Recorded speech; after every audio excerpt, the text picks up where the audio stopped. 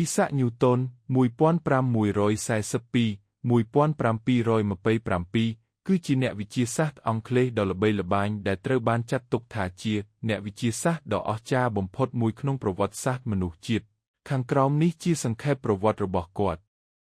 ជីវប្រវត្តិសង្ខេបឈ្មោះពេញ Isaac Newton Isaac Newton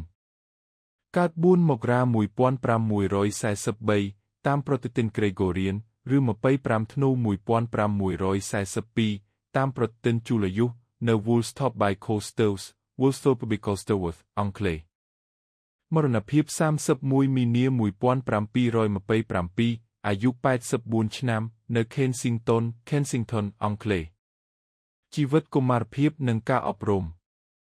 ឪពុករបស់ Newton ស្លាប់ពេលគាត់មានអាយុតែ 3 ខែហើយម្ដាយរបស់គាត់រៀបការជាមួយប្តីថ្មីដែលធ្វើឲ្យ Newton មិនសប្បាយចិត្តនៅអាយុ 12 ឆ្នាំគាត់ចូលរៀននៅសាលា The King's School ហើយក្រោយមកបានចូលសិក្សានៅមហាវិទ្យាល័យ Trinity College Cambridge ដែលជាកន្លែងគាត់ចាប់ផ្ដើមអាននិងស្វែងយល់ពីទស្សនវិជ្ជាទំនើបស្នាដៃវិទ្យាសាស្ត្រសំខាន់ 1. ច្បាប់ចលនានិងទំនាញសកល Newton បានបង្កើតគោលការណ៍មេកានិកដែលជាគ្រឹះនៃរូបវិទ្យាទំនើបរួមមានច្បាប់ចលនា 3 របស់ Newton ទ្រឹស្ដីទំនាញសកលដែលពន្យល់ពីការធ្លាក់ចុះនៃផ្លែបឿននិងចលនាភព 2. សៀវភៅ Principia Mathematica បោះពុម្ពឆ្នាំ 1587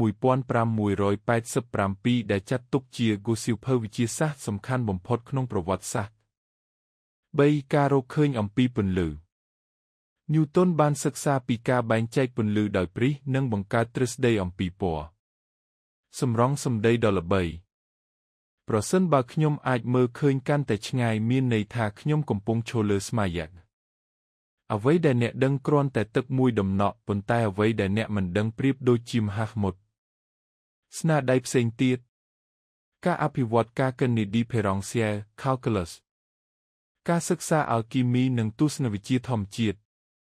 Newton ត្រូវបានគេរំលឹកថាជាអ្នកវិទ្យាសាស្ត្រដែលបានផ្លាស់ប្ដូរយ៉ាងធំទូលាយដល់ការយល់ដឹងរបស់មនុស្សជាតិអំពីក្រវិលស្នាដៃរបស់គាត់នៅតែជាគ្រឹះសម្រាប់វិទ្យាសាស្ត្រទំនើបរហូតមកដល់សព្វថ្ងៃ។